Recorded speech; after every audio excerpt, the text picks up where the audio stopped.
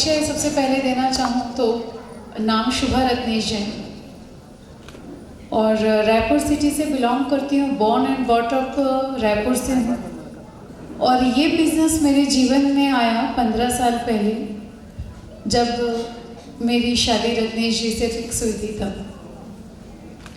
और सीरियसली जब शुरू में अगर मैं बात करूँ, जब मुझे बताया गया कि उस 2009 के टाइम पे एक व्यक्ति लाखों में कमा रहे हैं, 6 डिजिट की इनकम कह देने मात्र से नहीं होता। बात ये होती है कि 6 डिजिट में भी जब कोई बहुत ज़्यादा बताता है तो डाइजेस्ट सा नहीं होता है मैटर। मेरे पापा ने बताया कि इनकी इनकम इतनी ज़्यादा है, तो फिर मैंने अपने पापा को कहा था चेक करा लो, फ्रॉड तो नहीं है। क्योंकि जब मैंने रत्नेश जी से फर्स्ट मीटिंग मेरी हुई थी, उसके बाद मुझे और ज़्यादा डाउट हो गया, हो ही नहीं सकता। क्यों? इतना सिंपल इंसान कैसे हो सकता है? इतना कमाने के बाद ऐसा कोई कैसे रह सकता है? थोड़ी नाक चढ़ जाती है, थोड़ी अक्कड़ आ जाती है। ये व्यक्ति तो कुछ बोल ही नहीं रहे, मैं ज़्यादा बोल रही हूँ, तो किसकी ज़्यादा हो रही है? बहुत समय लगा मुझे ये बात मान लेने में कि हाँ इनकम इतनी है। उसके बाद सर ने जब हमारी शादी फिक्स हुई, उसके बाद में कुछ समय बाद ही सर कंटिन्यू बिजी थे कि घर पूरा मुझे चेंज करना है। जो उन्होंने उसी समय घर खरीदा था जहाँ हम रहते हैं, तो पूरा चेंज करना है। मैं पापा को फिर बोली, अभी भी मौका है पापा, देख लो, समझ लो, थोड़ा सा गड़बड़ लग रहा है मुझे मामला। पूरा घर तोड़ फोड़ करके बना रहे व्यक्ति, कौन है ये? सही तो है, पता करो पहले थोड़ा, कहीं कोई फ्रॉड वाले स्कीम में काम करने वाला व्यक्ति तो नहीं है। क्योंकि हमें ये समझाया जाता था पैसा यूं ही नहीं आता और यूं ही ऐसे आकर कोई यूं ही नहीं उड़ाता। सालों महीनों लग जाते हैं लोगों को ये सोचने में कि उनके घर का पेंट चेंज करना है, वरना कई लोग तो उसी पेंट को वापस करा लेते हैं, 1-2 कोट में काम हो जाएगा, कलर चेंज ना करवाया जाए। और एक मिडिल क्लास फैमिली से होने के कारण बचपन से मुझे ये सिखाया गया था कि सपने उतने देखो, पैर उतने पसारो जितने की चादर हो। और रत्नेश जी हमेशा बोलते थे चादर नहीं लगाएंगे। मामला बिल्कुल समझ के बाहर था, बिल्कुल समझ के बाहर। अभी अभी बंदे ने घर बनाया, शादी करनी है, उसके बाद बोलते हैं घूमने कहाँ जाना है, तो कहाँ जाना है? कहाँ जाना है वाला मैटर ही नहीं था, कहाँ जाना है। मेरे कहाँ क्या जाना है? इतने दिन से काम नहीं हुआ है, काम करोगे। अब जिस तरह से सर काम किया करते थे, जो मुझे बाद में धीरे धीरे पता चला, तो भी ये बातें कई बार समझ पाना बड़ा मुश्किल था। हम यूं ही ऐसे ही कह दिया करते हैं कई चीज़ें, और हम भी ऐसे यूं ही कह दिया करते थे, आज ये करना है, आज यहाँ जाना है, और वो हो जाता था। कभी भी ये सोचना पड़े कि ये करना है तो, या ये पैसे के कारण नहीं हो पाएगा वाले मैटर हमारी लाइफ में 15 सालों में नहीं आया है। और रत्नेश जी के मेहनत का नतीजा है कि मुझे पता है आगे भी नहीं आने वाला है।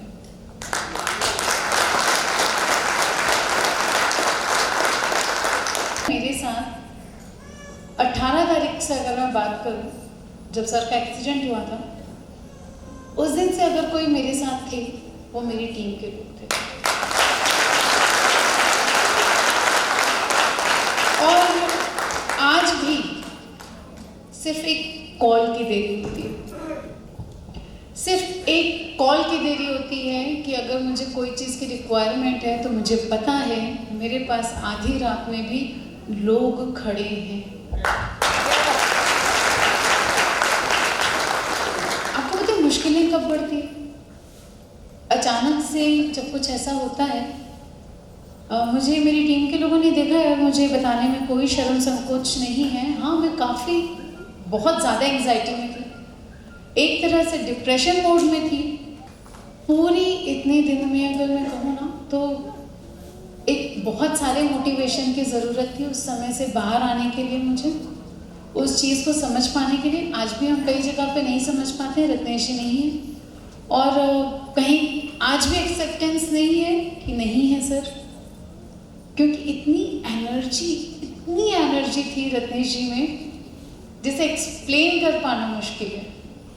जो व्यक्ति रात को 1:30 बजे तक सोने के बाद फिर सुबह 6:15 बजे सबसे पहले उठ के टीम के लोगों को कॉल करके कि नहीं मीटिंग है, आप कोई भी रुकना नहीं है। देखिए जीवन में कब क्या होगा ये नहीं पता। अगर मैं बात करूं, रत्नेश जी बहुत एक गर्मजोशी वाले इंसान थे, जो गलती से भी नेगेटिव वाली चीज़ें जिनकी लाइफ में नहीं आया करती थी, हम कभी बोल दिया करते थे हमारे बाद, पर ऐसी चीज़ें हमने रत्नेश जी के मुंह से कभी नहीं सुनी थी। तो इसलिए भी ये सारी चीज़ें हम सब के लिए डाइजेस्ट कर पाना, ये समझ पाना, ये एक्सेप्ट कर पाना बहुत ज़्यादा कठिन था। हम अपने परिवार की खुशियों के लिए, अपने बच्चों के लिए इतने ही पागल होकर जिस दिन काम करने लगेंगे, जिस दिन हम ये समझ लेंगे ये जिम्मेदारी हमारी है कि मैं गरीब पैदा हुआ हूँ लेकिन गरीब मरूंगा नहीं। मैं अपना परिवार नहीं चुन सकता था पैदा होने के लिए, लेकिन मेरे परिवार की क्या स्थिति होगी ये मैं चुनाव कर सकता हूँ और ये जिम्मेदारी मेरी होगी। अगर मैं ये बात कह सकती हूँ तो मुझे लगता है यहाँ बैठा हर इंसान वो बात कह सकता है।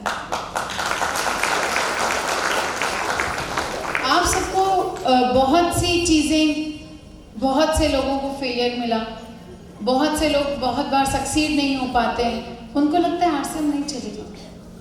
कई लोग तो जो सीखते नहीं है वो सबसे पहले ये सोचते हैं कि आरसीएम नहीं चलता। दूसरी बात लोग ये कहते हैं कंपनी भाग जाएगी।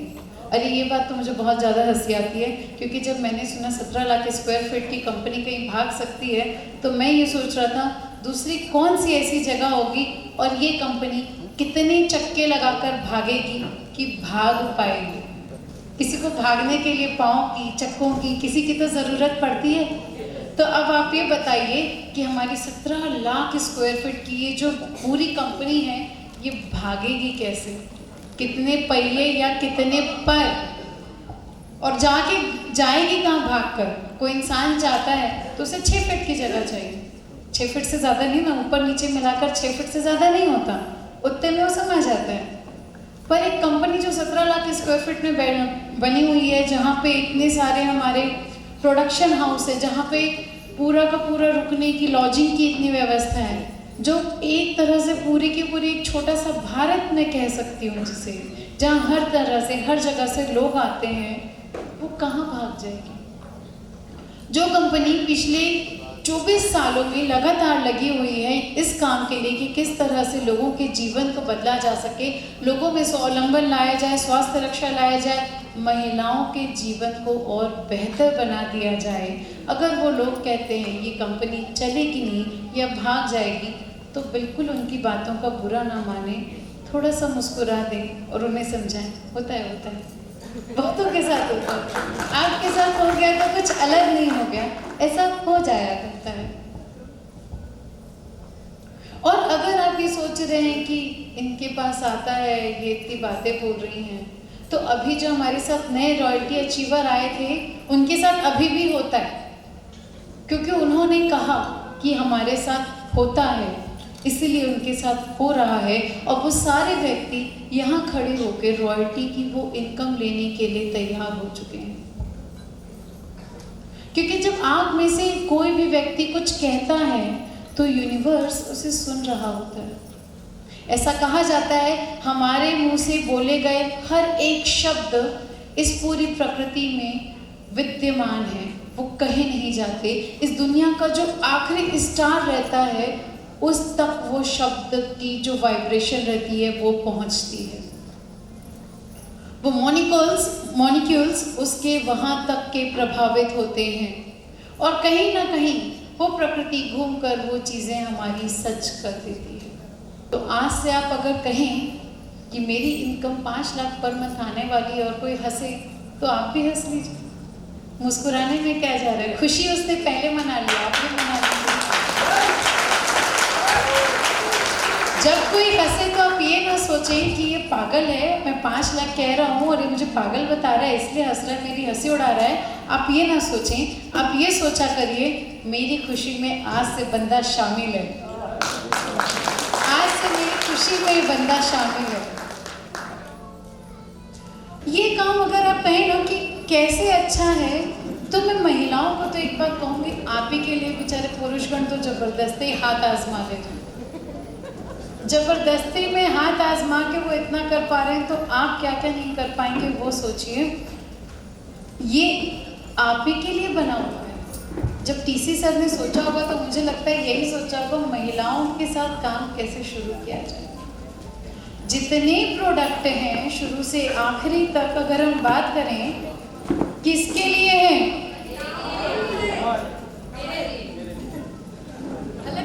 ओके, यानी लोगों का मानना है सिर्फ ये आगे वालों के लिए नहीं है, देखिए आप लोगों के लिए भी है। बिल्कुल आप यूज करके देखेंगे आपको पता चलेगा किसके लिए है ये प्रोडक्ट। कंपनी की तैयारियां बहुत बड़ी है, कंपनी की तैयारियां इतनी बड़ी हैं कि वो हम सबको सीधा स्टार डायमंड बनाना चाहती है। बिना किसी कारण यूं ही कंपनियां इतने प्रोडक्ट नहीं रखती। वो सारी चीज़ें जो हमारे जीवन के पहलुओं को छूती हैं, वो सारी की सारी चीज़ें हमें यहाँ पर आज मिलती है। कोई भी ऐसी ज़रूरी चीज़ मुझे नहीं लगता ऐसी है जो आरसीएम में उपलब्ध नहीं है। क्या आप में से किसी को लगता है कि क्वालिटी कुछ खराब है? किसी को ऐसा लगता है कि रेट बहुत ज़्यादा है? तो जब सब कुछ इतना अच्छा है, तो जब कोई कहता है ना कि तुमने तो तब चालू किया इसलिए तुम्हारा चलता है और अब हमारा नहीं चलेगा, तो उनको याद दिलाना भारत की जनसंख्या रोज बढ़ रही है। रोज एक नया डिस्ट्रीब्यूटर पैदा हो रहा है। जब भी किसी घर में जाएं तो उन्हें बधाई दें, बधाई हो हमारे आरसीएम का एक डिस्ट्रीब्यूटर आपके यहाँ जन्म लिया। अगले को भी कई बार समझ नहीं आएगा कि मैं तो ज्वाइन हूँ नहीं, इनको कहाँ से कर लिया। याद दिलाना कैसे भी करके हर एक को ज्वाइन तो होना ही होगा। कोई भी ऐसा नहीं छूटने वाला जो आरसीएम को छुए बिना रह जाए। जितनी अगर मैं कहूँ ना, ये इतनी पॉजिटिविटी जो मिली है ना, भगवान के साथ साथ मैं आरसीएम की भी शुक्रगुजार हूँ कि जी पाने के लिए, हंस पाने के लिए, बोल पाने के लिए, खड़े रह पाने के लिए, लोगों से बात कर पाने के लिए अगर मुझे ये एनर्जी मिली है, सिर्फ आरसीएम की बताऊँ।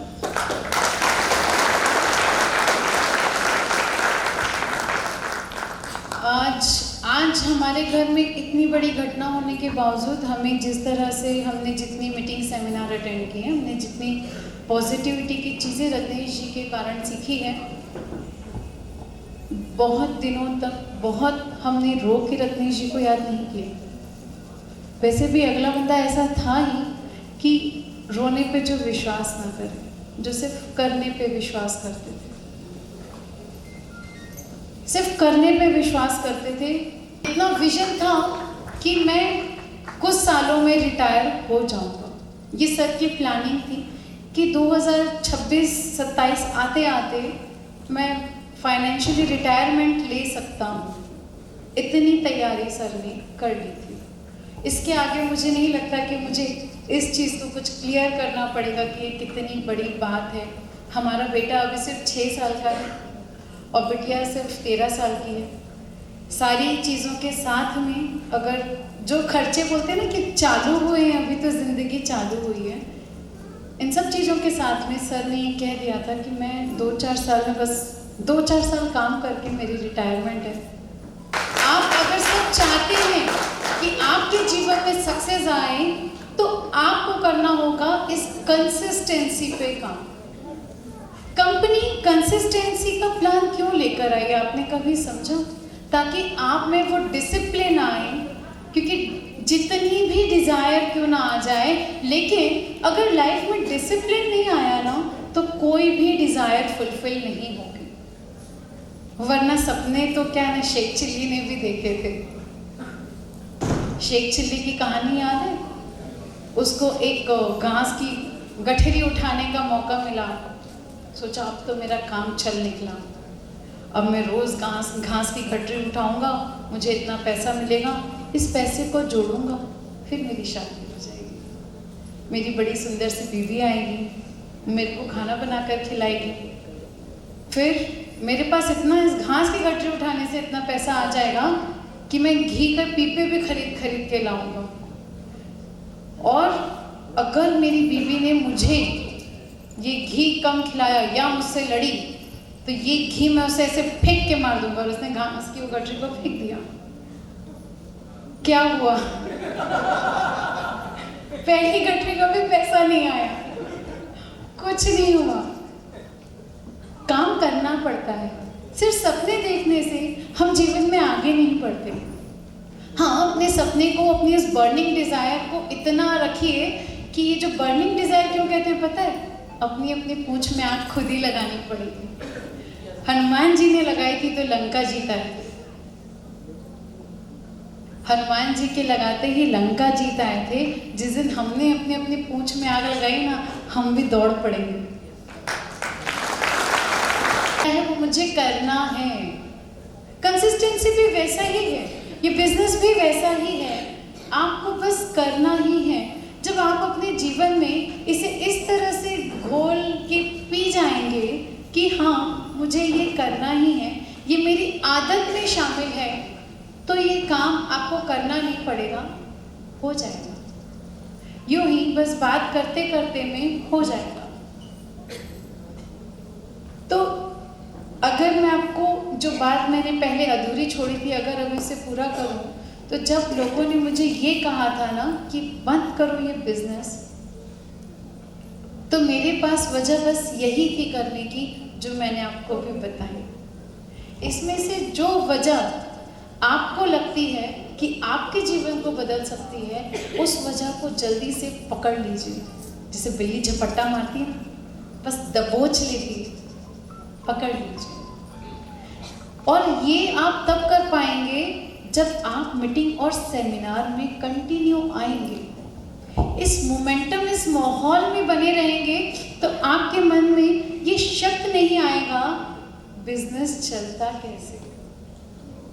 यहाँ की एनर्जी, यहाँ की ऊर्जा आपको अपने आप बता देगी बिजनेस चलता कैसे है। सामने की रो के कुछ लोगों को देख लीजिए, बिजनेस चलता ऐसे है, बिल्कुल ऐसे ही चलता है। इनका चलता है, आपका भी चलेगा बिल्कुल। ना मेरे दो सींग, एक पूंछ, चार हाथ, ऐसा कुछ नहीं है। आप देखिए, चेक कर सकते हैं, दिख रहा है, सींग भी नहीं है। कुछ भगवान ने मेरे भेजे में ऐसा कुछ भी भेजा डालकर नहीं भेजा कि मैं कुछ अलग कर सकूं। ऐसा कुछ भी किसी भी में भी डिफरेंस आपको नहीं दिखेगा। तो वो कर सकते हैं तो आप क्यों नहीं? क्योंकि आप भी वही सारी चीजों का उपयोग करते हैं जो ये करते हैं। बस अंतर इतना है, हम मीटिंग सेमिनार में जाना भूल जाते हैं। हम कभी कभी हम बहाने बना लिया करते हैं। हम कभी ये बोल दिया करते हैं दूर बहुत है, कभी बोल देते हैं अभी तो गए थे, कभी बोल देते हैं हमारे साथी पड़ोसी नहीं जा रहे। बहाने जब तक बनाएंगे, वो बर्निंग डिजायर में पानी खुद डाल दिया करेंगे।